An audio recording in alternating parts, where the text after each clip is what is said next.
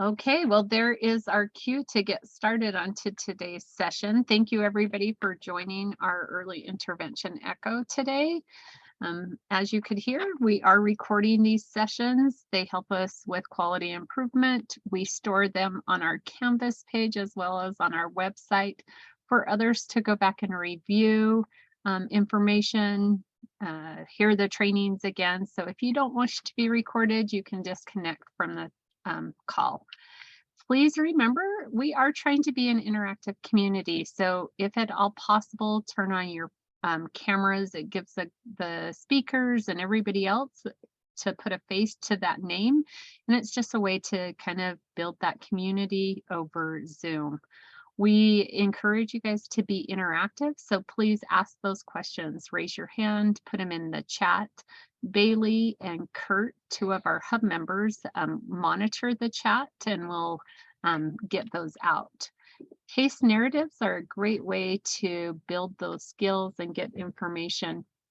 So if you are interested or have a case that you want to present, please share, reach out and consider sharing a case with us.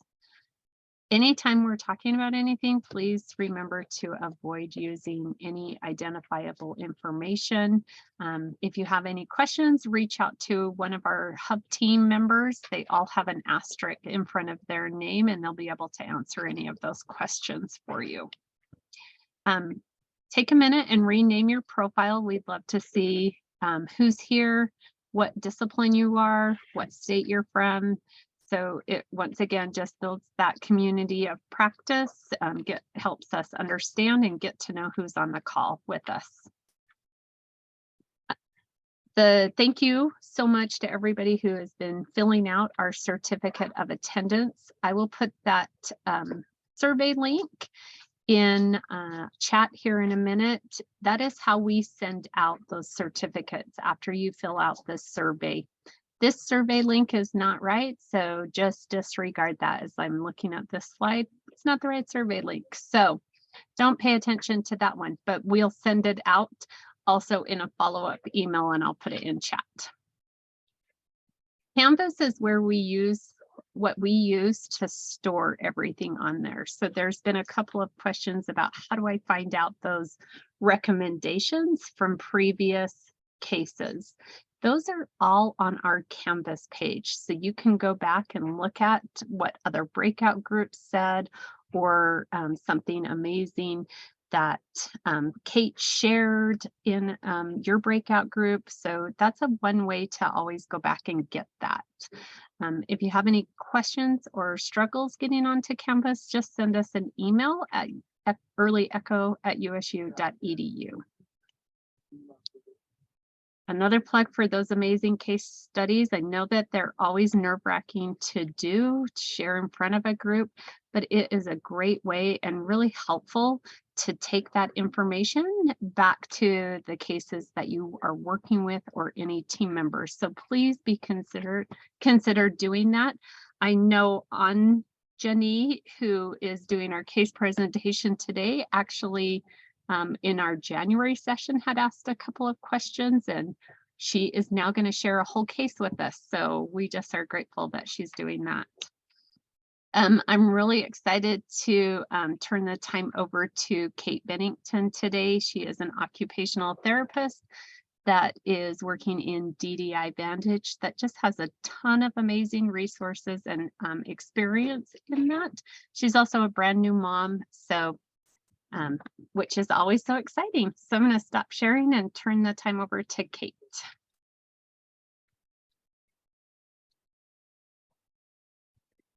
Thanks, Janelle. Let's get this screen started.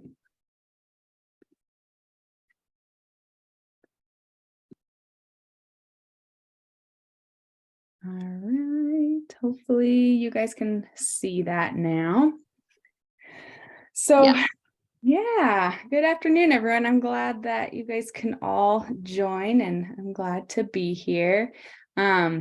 As Janelle said, I am an OT. I work for DDI Vantage. A little bit about my background. I've mostly worked in early intervention since I've been practicing. I have had a little experience outside of earlier intervention with some LEND fellowships that I have completed, first in Colorado and then in the Utah Regional LEND program, where I was mentored and trained on the importance of interdisciplinary care, all things autism, and I had some mentoring in feeding development as well. So that's just a little bit about me. And today I hope to share some just practical feeding strategies. Now, I consider myself an aspiring feeding expert. I'm not quite an expert yet, but I have learned a lot through trainings and self-study and mentoring and just networking opportunities, and just through clinical practice, you always learn a lot. So I hope to be able to share those things that I've learned with you. And hopefully you walk away with some new tools that you can use. In the very least, a reminder of the tools that you have and you have already learned. So yeah, let's jump into this together. So my objectives for today, first, I want to go over a little bit of what I call theory, or kind of the reasoning, the why behind the strategies that I'm sharing. The strategies that I'm sharing. I first want to help you understand the role of the nervous system and regulation during meal times for both child and parents. And then understand how responsive feeding principles can impact the feeding experience for infants and toddlers and their parents. So I start with this kind of theory in hopes that you can understand that why, so that when you guys are on your own practicing, you can be able to apply those principles and be creative in the strategies that you implement. So after we go over that, then we'll jump into some examples of responsive feeding, what that looks like, and also additional strategies to build confidence and decrease stress during meal times. So those are my goals for today. Let's start with the evaluation process. I don't really want to go into depth about the steps of what my feeding evaluation typically looks like, but I do want to make a note about the importance of understanding if there are any medical contributors to the eating challenges for the child. This is really important to identify this in our evaluation process. I do this through asking questions about if there's any atypical GI responses to food, if there's any oral motor skill deficits, signs of aspirations or allergies, sensitivities, or if there's any indicators of pain while the child is eating, any of those things that might be a red flag that there's more going on that's contributing to these challenges. This is really important because if we don't address these, then we likely aren't going to see much progress or change or improvement in the child. And we are just reinforcing that traumatic experience for the child each time we offer food if we're not addressing these areas. So just want to remind you guys of the importance of working with others. It's not really just up to us. You're not alone. Remember that you have others that you can reach out to, other disciplines, GI, ENT, swallow study clinics, all those different professionals to be able to identify if there is more going on. It's really important. Suzanne Evans Morris, her work kind of highlights the importance of identifying those underlying causes when she pointed out the pain cycle in one of her articles that I recently came across. So this pain cycle just talks about essentially how pain affects our eating and the child's eating. So first we see on the right, when we're experiencing pain, it can take away that desire to eat. It decreases our appetite. So we are not even motivated to eat if we are feeling pain and experiencing pain. And then once we are eating, if we're continuing to feel that pain, it can make eating unpleasant, can reinforce that negative experience. And when we're experiencing that pain while we're eating, our nervous system is then activated, and we may, see behaviors like indicators of pain. We see nausea, vomiting. Our fight or flight system is then engaged, which slows down our digestion. And when those things are all occurring, that really affects our body learns and remembers, hey, I didn't feel good with this food, or this is not a good experience. So then it takes us back to the beginning of, oh, I don't even want to eat. I'm not really hungry, because I know if I get hungry, I know if I eat, I'm going to feel these pains and these negative symptoms. So really, to be able to break that cycle, we need to address what is causing that pain for that child. So work with those medical professionals to be able to identify if there are any underlying concerns contributing to those challenges. So yeah, like I said, first, medical underlying causes. After you do that, and I guess not really after, it's kind of a continual process, right? Like as we're going on, we might learn new things that we need to keep on the back burner and remember, oh, hey, that might be something larger going on. But outside of the medical concerns, we need to also consider the child's nervous system and emotional regulation during mealtimes. So let's jump in and talk a little bit more about what that means, why I'm bringing up the nervous system. So this graphic is based on Dr. Dan Siegel's work about the window of tolerance, as he calls it. And if you subscribe to Marcia Dunklein's Get Permission approach, she references it in her work as well about just the importance of our nervous system in meal times. And so this is a little bit of a combination of both of their work. So what is the window of tolerance? Some of the OTs out there might say that this looks familiar, looks like the zones of regulation, right?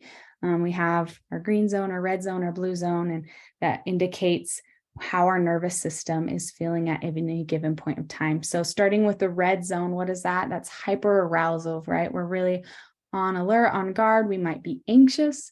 We might feel overwhelmed, feel out of control. We're worried about things. Our fight or flight system is really engaged when we are in that red zone and overstimulated. Whereas the blue zone on the opposite end is hypoarousal. So we might be zoned out. We might be feeling a little numb or spacey or tired. I hope that during this presentation, you guys aren't in that blue zone. I hope to keep you guys engaged enough to, stay out of that blue zone for a little while at least. Because not much, the blue zone is just as unhelpful as the red zone. Where we really want to be is that green zone, right? So that's the window of tolerance, as Dr. Dan Siegel describes it. In this state, in this green zone, in this window of tolerance, our nervous system is regulated and is able to deal with the emotional demands of that experience that we're having in any given situation. So we are ready, alert, calm, engaged, all those positive things that we want to be. So Morris, her work also talks about a lot about fear and how it can impact us. And when we're in that red zone, we're experiencing fear and high alert, and how fear can create an easier threshold for gagging and vomiting. So when we are feeling anxious and nervous, we're more likely to gag, vomit, and have those negative symptoms of eating, which will then just, reinforce that cycle that we talked about. So it's really important for us to be mindful of that experience when kids are in the red zone. So how does this apply to mealtime? I kind of started talking about it a little bit, about how fear can affect our visceral responses to foods. But this applies because when kids are eating, we're often called in because kids are in the red zone, right? When they're eating, we see those behaviors of them becoming overstimulated, rejecting foods, feeling out of control and acting out of control during mealtime because they are in that red zone. And when they are in that red zone, they put up a wall, right? They put up a wall and can shut down and are not able to continue to eat, to continue to expand their food repertoire. It can be really limiting. And so our goal is really to help kids stay in that green zone. When we are in that green zone, we're in that window of tolerance and we're regulated, we're able to learn. And mealtime really is full of learning for kids. It's a lot of first for especially the kids we work with in early intervention. It's a lot of first exposures to different skills, different foods, different environments. And so they need to be able to be as regulated as possible and in that green zone so they can have the confidence to be able to interact and learn and, grow and be confident to try different things. So we really, really want to focus on getting to the green zone, getting our children into the green zone and avoid having that red zone, which is where they often are during mealtime. So let's talk about what are some of those things that can cause kids to go in the red zone. And I'd be kind of curious to hear your guys' input if you just put in the chat or put in or just unmute for a second. What do you guys think are things that cause kids to go in that red zone? What behaviors do you see during meal times, or what things cause them to become overwhelmed and overstimulated? Yeah, Shelby pointed out pressure for sure, moving too fast, being overwhelmed, gross food, being forced to eat, and reflux, that pain, right? If you're having things contributing to it. Undiagnosed dietary conditions, being tired, feeling unsafe. Yeah, those are all great things and good examples. I love that communication shout out. That was really great. So some things, like you guys said, too much pressure.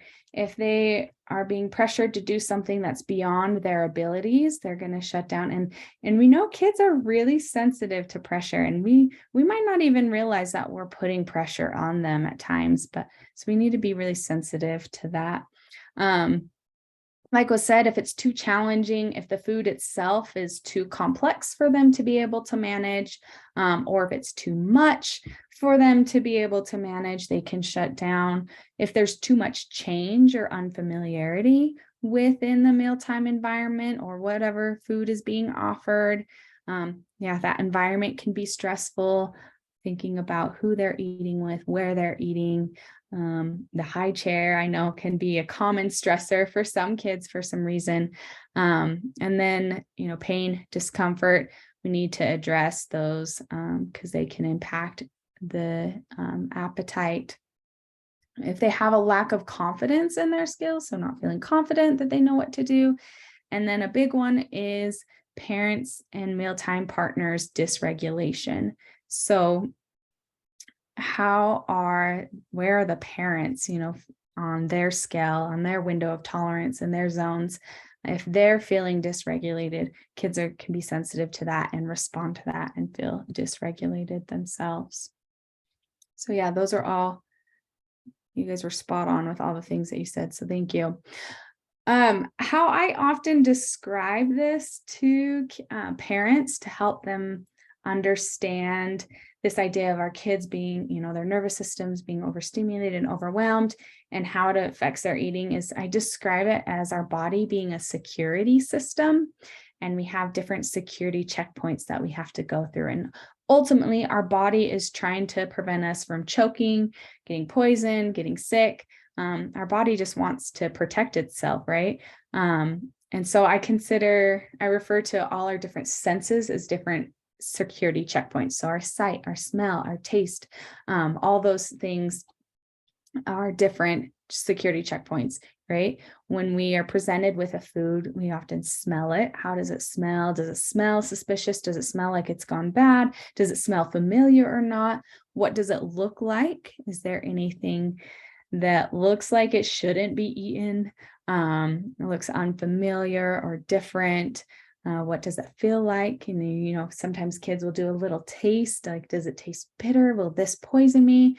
All those things. So I think that's one helpful way that I can explain it to parents is our body is just trying to protect itself. And some kids, their security system is a little bit more sensitive. They're on higher alert, and they're more easily able to be tipped over into that red zone and to be tipped over to thinking that something is dangerous or not safe, or just feeling not not confident in their abilities to eat that. Marcia Duncline, I'll reference her work a lot. I found her work to be pretty inspirational and helpful in me understanding how to support kids. She describes these kids that are on high alert as anxious eaters. And I don't know, some of you guys might be already familiar with her book, Anxious Eaters, Anxious Mealtimes, but she really breaks down what is an anxious eater.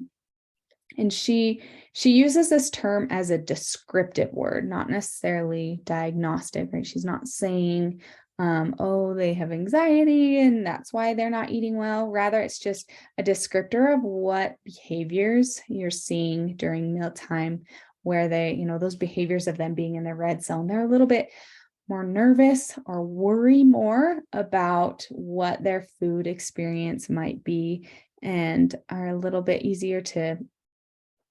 more hesitant to go outside of their comfort zone, and they might have a really small comfort zone as well. And so that's kind of what an anxious eater is. And I find it often helpful to talk to parents about this idea, just to help them empathize a little bit more about what their child is experiencing, and help them understand that their child is not trying to burden them or trying to upset them or trying to be difficult intentionally.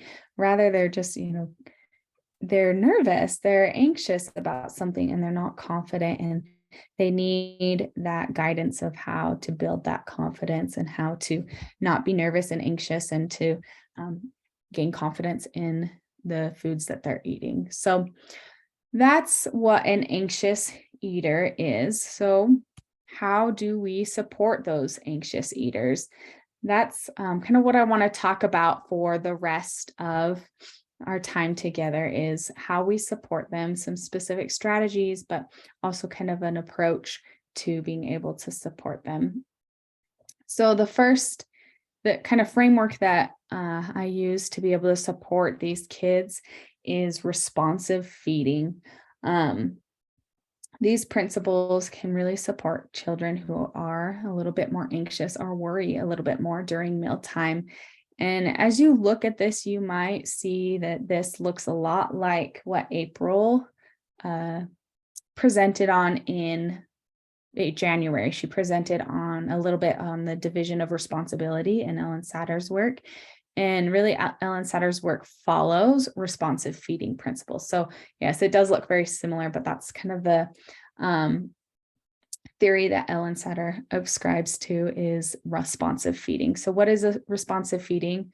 Responsive feeding entails parental acknowledgement of and respect for children's signals of hunger and satiety, followed by a response appropriate to their developmental stage. So essentially, we as feeding partners are acknowledging the signals that the kids are communicating about their hunger and about their feeling full, and what their experience is during mealtime. And then as we are sensitive and aware and acknowledging those signals that they're giving us, we respond appropriately based on their developmental stage and where they're at this time. These this approach really focuses on building trust, not pressuring, providing opportunities, not demands to explore food. It focuses on togetherness and the social aspect of mealtime, and the benefits of that aspect of mealtime. And then it also focuses on clear expectation for the children and for parents. This handout that you see on the right is really helpful. It's from the Chicago Feeding Group page. They are wanting this to be distributed like crazy, so I felt comfortable sharing it with you guys. You can go to their website, chicagofeedinggroup.org, and look for this handout, and you can download it. They created it to be shared with families, to help families know what responsive feeding looks like, and what what is the role of the child? What is the child doing when we are engaging principles of responsive feeding, and what is the parent doing? And then some of the benefits of doing this. So I encourage you guys to go check out that handout. It's really a useful one. Some of the benefits of responsive feeding, there's been lots of research done on this approach. And as it's been researched, it's now being officially supported by the American Academy of Pediatrics as an approach, and also the World Health Organization recognizes the responsive feeding as an appropriate way to support kids to learn how to eat. So some of these benefits that have been researched are that children are more internally motivated. This is huge.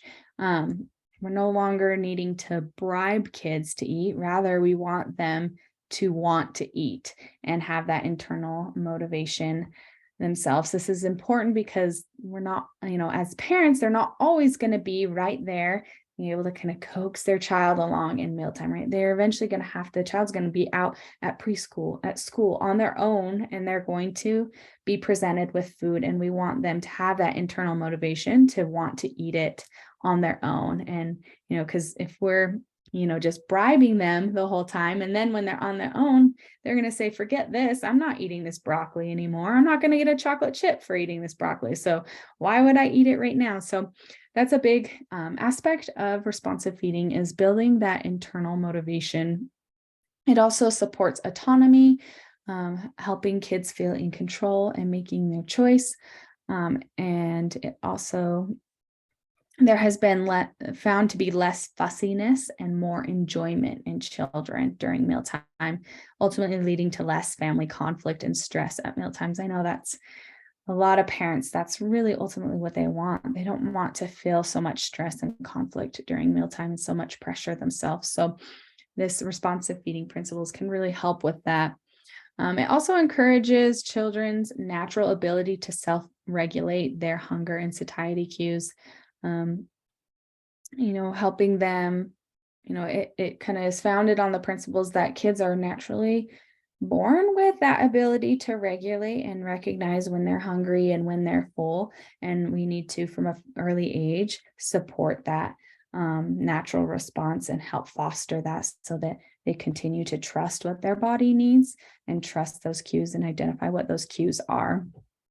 It also promotes self-feeding skills so they can be independent, and then eventually they may learn to eat a wider variety of foods. And then as they're able to naturally self-regulate, it can prevent problematic weight dysregulation. So you can see there's lots of benefits that have been studied and researched for using responsive feeding as an approach. Some big components of responsive feeding is first recognizing that behavior is communication, right? That kind of like what I said earlier, that when our kids are, acting out or they're showing these different behaviors, they're really just trying to communicate their experience. And the feeding partner really needs to be in tune with what the child is communicating during mealtime, that the child's actions and behaviors cue into their experience that they are having. So are they feeling confident? And they, are leaning in, they're grabbing the spoon, they're feeding themselves. And, those are all behaviors showing that they're confident and they know what to do. They're accepting this and they want to do it, versus those behaviors where they're pushing away, turning away, throwing things, screaming, getting upset. They're communicating to us that something isn't comfortable for them or something is not going right for them. And so we need to respect that. And instead of focusing on extinguishing the behavior, rather validate that that's them communicating something and try to understand what it is that they're communicating and then address what it is. I like how Morris puts it, that they eat or don't eat in the very best way that they know how. Kids aren't trying to get under our skin. They're not trying to make things difficult. They're really just doing the best that they can. And so we need to respect their attempts to communicate how they're doing. And this does require a lot of patience, because we do have to go at the child's pace, and the child's pace is often slower than what the mealtime partners would like, including us, right? I know I've felt this pressure when I go into work with families that I want to be able to, get them to have them buy into this approach. And usually if they're more likely to buy in if I can get quick results. And so sometimes I'm like, oh, come on, I want you to make big progress and big steps right now, right here, so that parents can see, oh, this is a game changer. I need to do this. So it's not just a reminder for parents and other mealtime partners to be patient, but for us, we need to be patient in the process and trust that as we are laying down that foundation of responsive feeding, that we will in the end have bigger, more long-term lasting effects. And so, yeah, it does take work to work with the parents to help understand, what their behaviors are communicating and at the pace that the child can go. So here are some other resources that you guys can check out that talk about feeding cues. We need to be a responsive feeding partner. We need to understand the cues that the child are communicating. This book by Roanna Bennett, she talks about baby-led bottle feeding and how we can be responsive when feeding bottles for children. And it's easy to kind of override and push, more ounces with a bottle, and kind of override their cues. And that Susan Howard, she's a lactation consultant. She also has a lot of trainings for professionals to help them understand how to be responsive in bottle feeding as well, because responsive feeding really starts in infancy. It's not just, the toddlers when we introduce solid foods, but with, breastfeeding, nursing, and bottle feeding, we need to start respecting their cues to set that foundation. So I also recommend that you guys go check out this website, healthychildren.org. They have this one video that talks about what feeding cues look like in children when they're infants. What are we seeing that communicates that they're hungry or full? And then also when you start solids with toddlers and, older babies, what that looks like. And it has that website has a neat infographic that breaks down some of these things that you can, reference yourself or share with families as well. These are all great resources to help us understand what are those kids communicating, and, what are those cues that we need to be responding to. So I want to talk about a few examples of what this can look like. With some kids that I've worked with. One kid that comes to mind was this family. I was called in, and the mother just immediately started sharing that, oh, my kid, he won't eat anything except for this unique little concoction drink that they had made. They had a kind of a funny nickname that I can't remember for it, but it just was essentially, mom was trying to get as many calories and nutrients in her child as possible. So she was mixing kind of these purees and these cereals and Pediasure and all these things to make this drink. And the child really liked this. And that was the one thing that he would consistently eat, but he wouldn't eat it. He would only eat it from a cup, it's like a specific sippy cup. And they had to cut open the opening so that all of it could fit through and he could drink it. It's kind of a funny little thing that they jerry-rigged, but that was all that he would eat, was this drink from his sippy cup. And they talked about how he used to take it from a spoon, but he no longer would take it from the spoon, and pretty much any other food that they try to offer him, he won't have. And so as I talked a little bit more about what this looked like, how were they offering things, when were they offering things, trying to understand their routine, I started to notice this theme that when the spoon was introduced, it was often they would sneak it in his mouth, and they would, put a lot of pressure to get that spoon in his mouth. And it became to the point that anytime he saw the spoon, he would shut down and he would start screaming and crying. And that's kind of why he reverted to, I only want to drink from this cup because they're not forcing the cup in my mouth. And so I talked to the parents about this, and we, they hadn't recognized yet that it was that the spoon might have been kind of the problem. They were more focused on, oh, well, it's the food. He doesn't want the food. But then as we problem solved a little more, we realized the child wasn't even getting to the point where he could consider what was on the spoon and even acknowledge if he wanted the food or not, because it was, I see that spoon, boom, he was in the red zone, that wall was up and he was shutting down. So we worked a lot on building trust in spoons again. And this started with, we don't, talk about, let's not bring the spoon to his mouth. Let's have just the spoon in his eating environment. So it was on the coffee table, which was next to where he would sit on the high chair and eat. And then we gradually were able to move the spoon onto the tray, but it didn't have any food on it. It didn't have anything. It was just a spoon sitting there.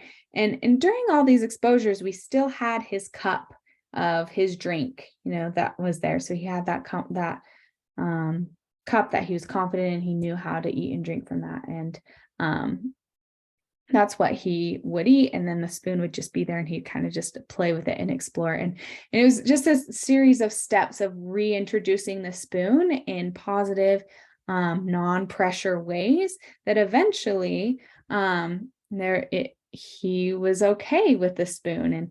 And the big kind of turning point was when the parents were sitting on the couch. It wasn't during a mealtime, and they were on the couch and they were eating some yogurt with a spoon. And, the attention was not on the child at all. But he naturally was like, hey, I'm okay with spoons now. What is on that spoon? And he came up and he opened his mouth like, okay, give it to me. And that was a big game changer for him. So responsive feeding is understanding what causes them to go in the red zone, what's causing them to put that wall up, and how can we build trust back into that item, or just take that, whatever, maybe it's just something we stop doing that we don't need to do anymore.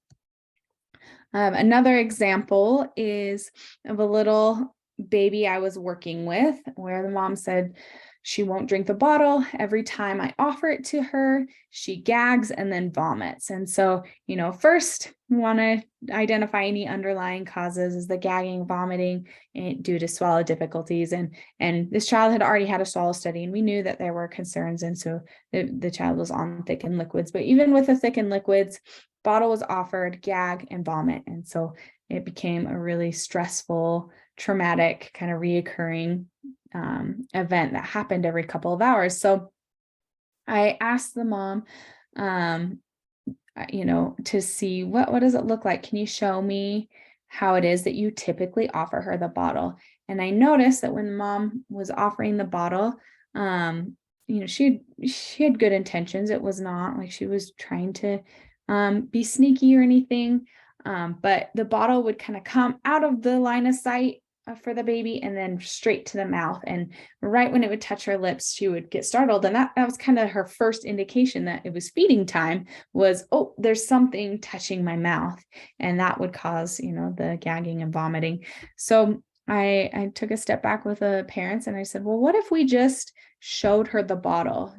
Instead of bringing it to her mouth, just hold it in front of her and let her see it first. So let's try this for a little while and see how it goes. And this little girl, it was really just as simple as that. That was all she needed, was that little moment of warning, right? Oh, look, this is what's here. And within a week or two, she was reaching out. Like, she would see the bottle, she'd reach out for it and open her mouth. And then there was no more gagging and vomiting, because there wasn't that unexpected surprise that something was coming to her mouth. So it's not always something as simple as that, but this was a good reminder to remember that it can be something as simple as that as well, that we need to allow the child to participate and give that child an autonomy even at a young age, and help them have that control over what's coming towards their mouth. It can be a big game changer.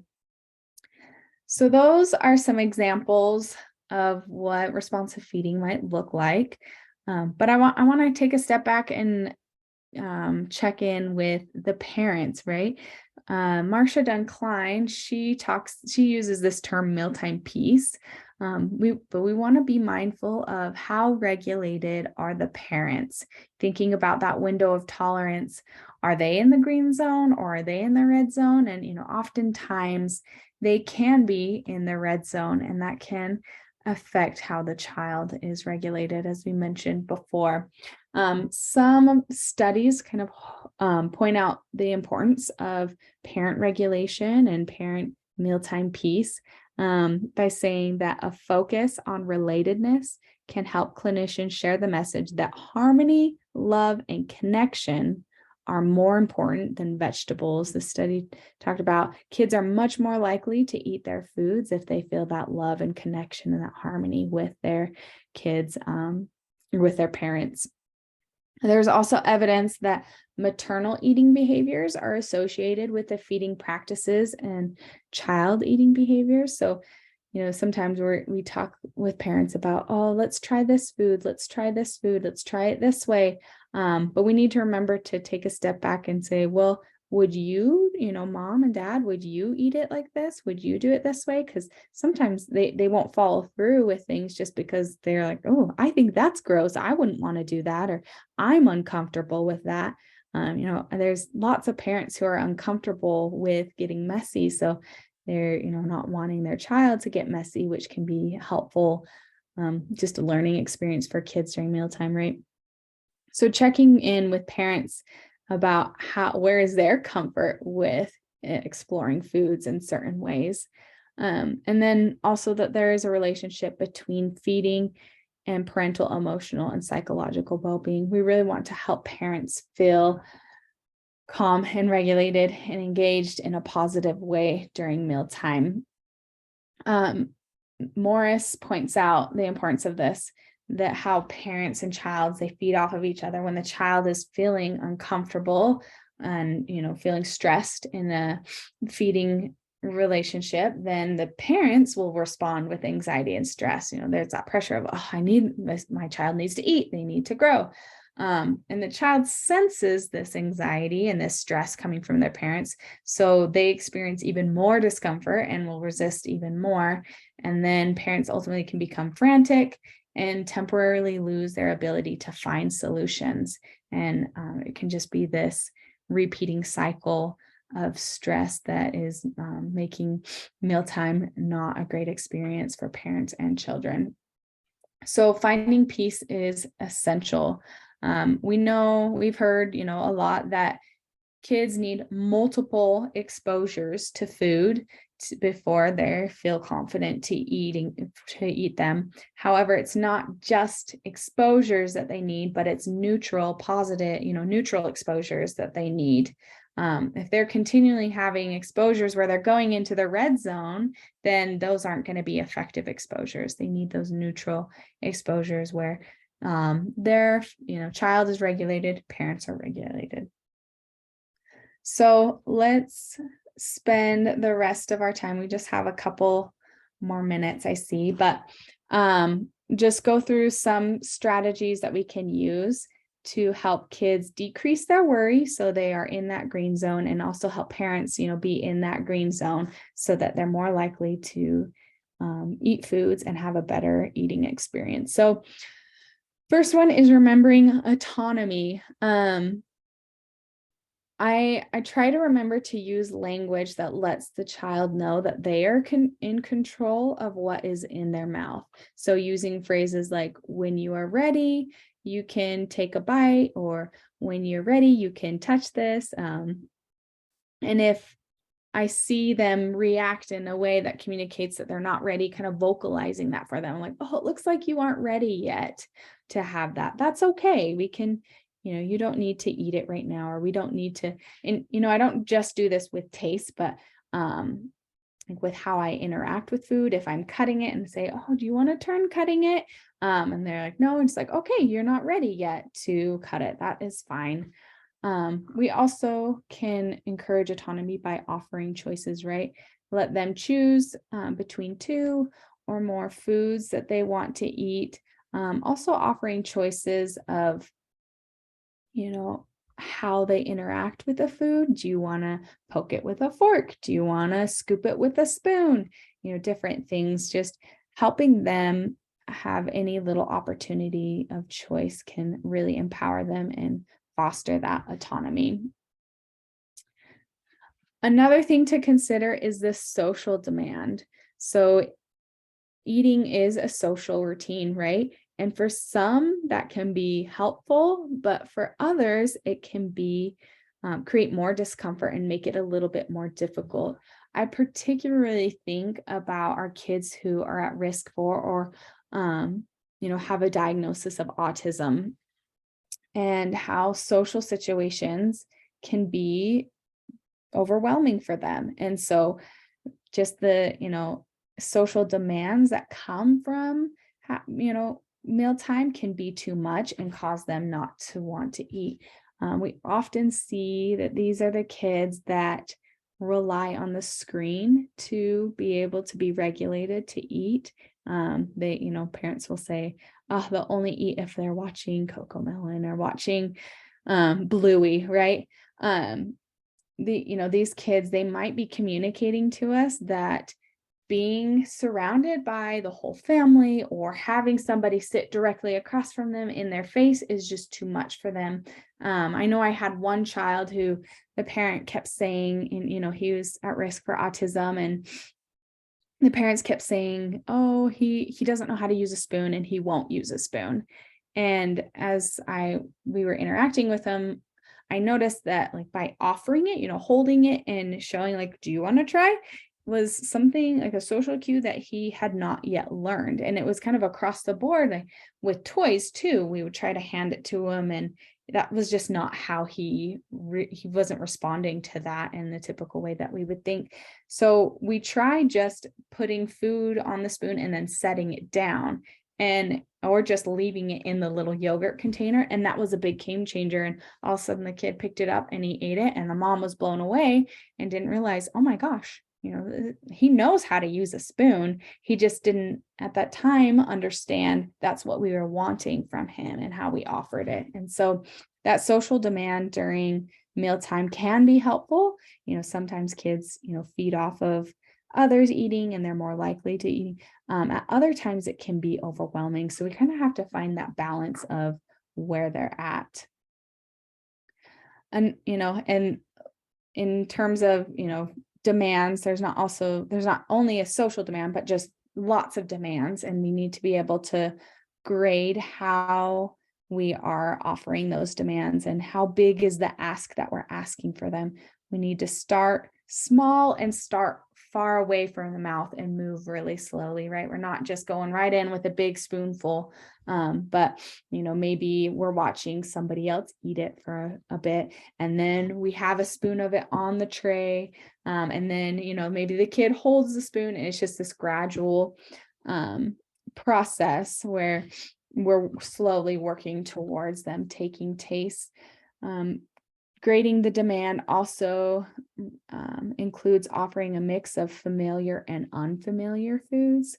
We can't just give them a whole big plate of, a food that they don't like and expect them to eventually jump in. We need to offer the familiar foods alongside with it.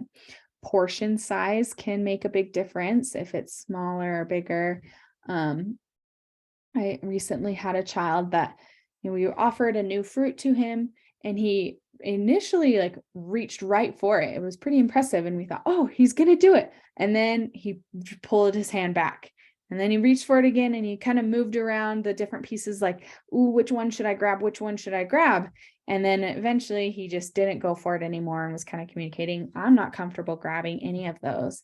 And so I suggested to the mom, what if we just cut those into smaller pieces?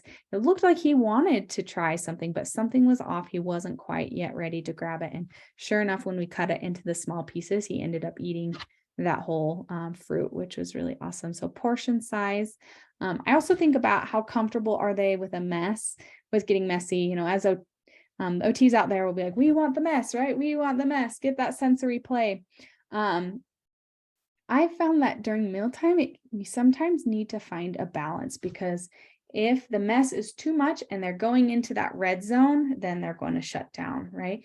So during mealtime, when we're wanting them to interact with the food, I'll offer like utensils so they don't have to directly touch the item, or just simply have a wipe that is right by, that as soon as they, touch something, get messy, they know, oh, I can wipe it off. If they know that there's an escape from the sensation, then they're more likely to try it because they know they're not going to be stuck messy, or not going to be stuck in that uncomfortable situation. So those are all just examples of ways we can grade the demand to help kids feel a little bit more confident. So I recognize I'm out of time, so I'm going to just hurry and plow through these last couple slides. But just a reminder about play and novelty and how that can decrease anxiousness during mealtime. We need to, play is also how kids learn. So this is a great way. It decreases the worry and helps them, want to interact with the food and are more likely to interact with the food. It can also help parents feel a little more fun and engaged with their child as well. So always remembering how to make play and, include play and novelty into mealtime and foods. Changing up the utensils. I really love these food picks. There's lots of different food picks, but you can make things kind of silly, like, oh, what does the elephant want to eat? What does the giraffe want to eat? Or, I think the panda wants to sit on the blueberry, and you can poke it with a blueberry. So trying different utensils and different cups, different straws, even just adult size things can be kind of that novelty, can be like, ooh, the kids are a little more interested. So just exploring with different utensils, not necessarily for the physical aspect of if they're able to use them independently, but also just that novelty aspect of getting interest and engagement. Making food for the parents. Now, not all kids in our age group are able to do this, but some of our older kids, it does work. And I've seen pretty great results if we, completely remove the pressure of they're not going to have to eat this. It's fully like, let's just make these eggs for mom. What should we put on it for mom? Well, we should put some cheese on, it's for mom. It's for mom. It's not for you. That can really be a great exposure with low pressure where they're interacting with it. And I've had kids at the end, they are like, I don't want it for mom, I want it. And they end up taking tastes and, eating it along the way. So that can be really helpful as well. Being mindful of the environment. Sometimes I say, let's take a step away from the high chair if that's a stressful environment.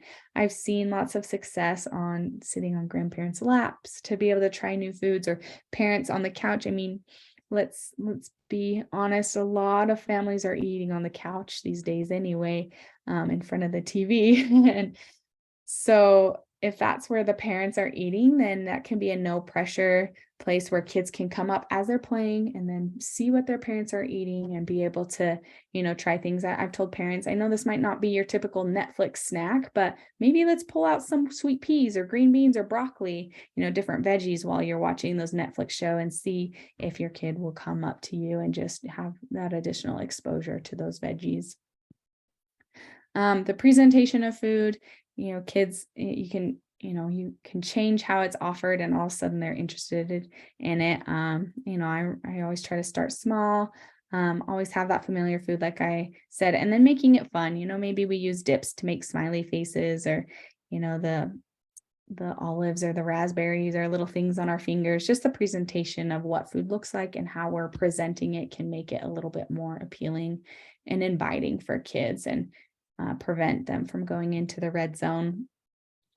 And this last concept, you guys, there's so much to talk about this one, but I encourage you to reach out and look at Marcia Dunklein's work on the concept of change happens, particularly for our kids on the spectrum, right? We know that it's common for kids to be nervous about change in all regards. But in mealtime, there is a lot of change. And so Marcia Dunklein has lots of great examples in her book about how to gradually change the presentation of foods to help kids build confidence in change, and be comfortable with how mealtimes, foods might look different time to time, and they might taste slightly different time to time. So I encourage you guys to check that out. So yeah, in the end, it's not enough to offer food over and over again if they're going into the red zone each time it's offered. They need positive exposures where they are in control and confident in their abilities. So just a reminder that yes, we need multiple exposures, but we need it to be positive, beneficial exposures for kids to feel confident and gain confidence in their skills to be able to eat. So yeah, here's my resources. Any questions? Do we have time for questions? I don't know. We could probably take one or two questions if anybody has any.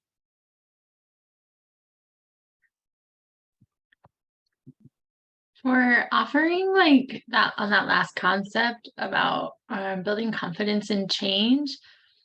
So I'm assuming you would just change one thing at a time. So like if they always eat chicken nuggets, like still offer the same chicken nuggets, but maybe on a different plate or with a different dip, not like presenting like a new food and a new plate or whatever. Yeah. Yeah, Okay. you're spot on. Doing it gradually is beneficial. And it can like you said, it can be something as simple as it's still the same food, but it's offered on a different plate. And it kind of depends on the child. Each child has their different scale of what they're comfortable with, the amount of change that they're comfortable with. Some kids, it might just be all the chicken nuggets are on the same plate with the same dip. And then you have one that's just off to the side that's cut slightly different or something. You might have to go really small, but then there's other kids that they don't really even care about what it's served on. It is just about the food presentation. So you can explore cutting it different ways, cooking it different ways. And there's lots of researchers that suggest that changing the presentation of food considered a new food in and of itself. Like they're adding another food to their repertoire if it looks different than what they're used to. So yeah. Okay, we are at time. I am gonna ask Anjani. Did I say it right? Probably not. I butchered it. I'm sorry. Yes.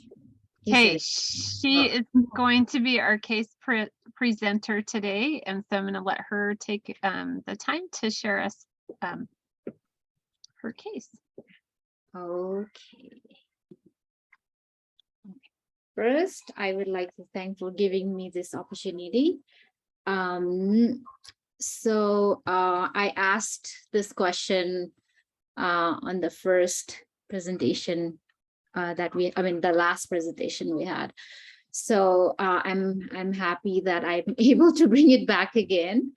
So so my name is Anjani, and I am from Nepal. So just wanted to give you a little background about like the where I come from. So Nepal is a tiny little country with it's a multi-ethnic, multi-lingual country. We have like over more than like 125 ethnic groups and over 123 languages.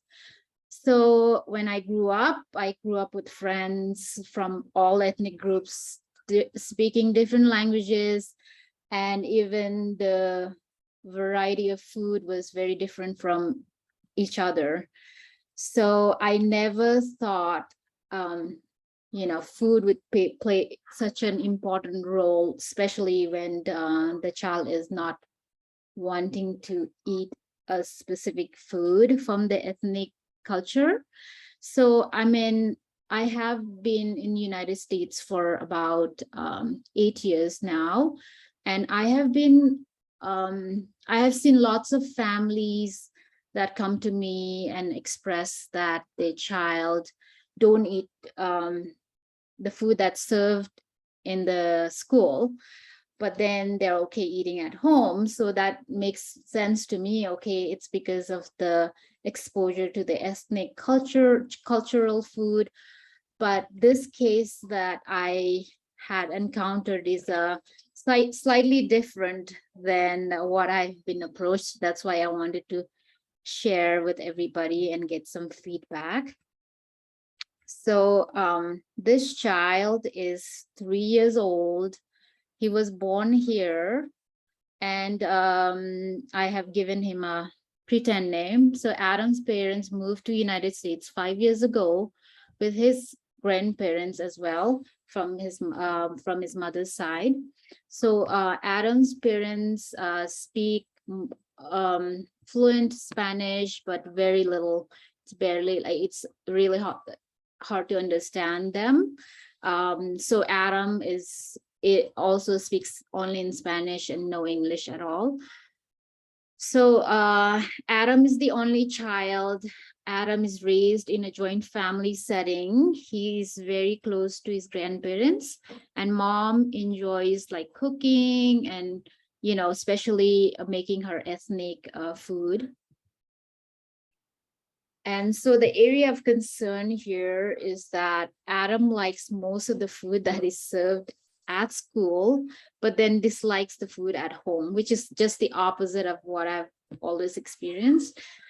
So when family sits together, he'll cry, he'll not eat his food, he'll want to eat that specific food that he wants, not the one that family's eating. So mom is concerned about his eating, and she says, you know, well, he's not eating well at home. So maybe if I change the food and switch to the food that's served at school, maybe that would be beneficial for him. That is what she's been starting to think. So what mom wants a recipe for foods that's prepared at school. So the goal for this child is like have him try his ethnic food at home. So the barrier is that mom now thinks the solution is to replace his food with his choice of food, like, you know, hot dog buns, you know, all this list of food, cornbread, mac and cheese, burger, crackers, cereal, bread, spaghetti, chips, and it goes on, right? Mom thinks, and she thinks, because she had just moved and they're like, you know, in a different culture, different environment, has less knowledge of food, the culture and everything. So mom thinks like all American food are healthy. So she thinks, oh, it's fine, you know, to have him introduced to American food. So so now I'm into discussion. So I have 3 questions. So the first question is, how can we educate Adam's family that all American food is not healthy? What resources are available in the community that I can provide to the family? How do we transition and introduce him to his ethnic food? And what can we do at school that will motivate him to try his ethnic food at home? So that's end of my slide. Thank you so much for sharing that. So to put us into groups, so Shelby, group number 1, you guys are going to take the question, how can we educate Adam's family that all American food is not healthy? Crystal, your group will take the resources that might be available in the community. Heather, your group is going to talk about how can we transition and introduce into the school with his ethnic foods. And then Pat, you guys are also, so question 3, oh, sorry, I read it wrong. So Heather, sorry, your group is question 3. How do we transition and introduce him to his ethnic foods? And then Pat, your group is about the school. I've also put the questions in the chat, so just in case if we have to refer to the Awesome. Okay, so then we will have Anjani kind of float between each ones. Take a minute to introduce yourselves, turn on your cameras, get to know everybody. Pat, you have your hand up for one question. but you're on mute. So the question that we're answering is school, how to get him off the school food and onto his own food, or what? What can we do at school that will help him try his ethnic foods at home? Okay, I am going to open up those breakout groups.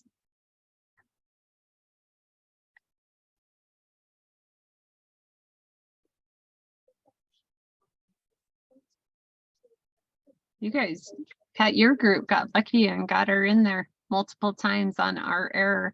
So hopefully you racked her brain on things. Again, I've just put the survey link in as we're waiting for everybody to join back on. If you'll take a minute to fill that out. We probably won't have a time to wrap up what's happened in the breakout groups. So go ahead and check into our Canvas page to find any of those resources from other groups. Anjani, we will send you the recommendations via email, and we are at time, so I appreciate everybody joining today and participating in that. Kate, that was a great presentation. Thank you so much. Our next session will be April 5th. And Kimberly Hurt, a speech language pathologist from Intermountain Healthcare, is going to be talking to us about picky eating. So hopefully you guys can join us then. Thank you. Enjoy the rest of your day. And another plug for a case study, if anybody wants to come and get all these amazing ideas. Janelle, do we reach send out our to us. recommendations to you, or did you share Anjani's email that I can Nope. Yep. Share them. Whoever took minutes or notes in the breakout groups, just send it to either me or Kate. Got it. Thank you. Thank you so much. Thank you for all the feedback and suggestions. And yeah, I really appreciate everybody's help. Thank you. Thank you.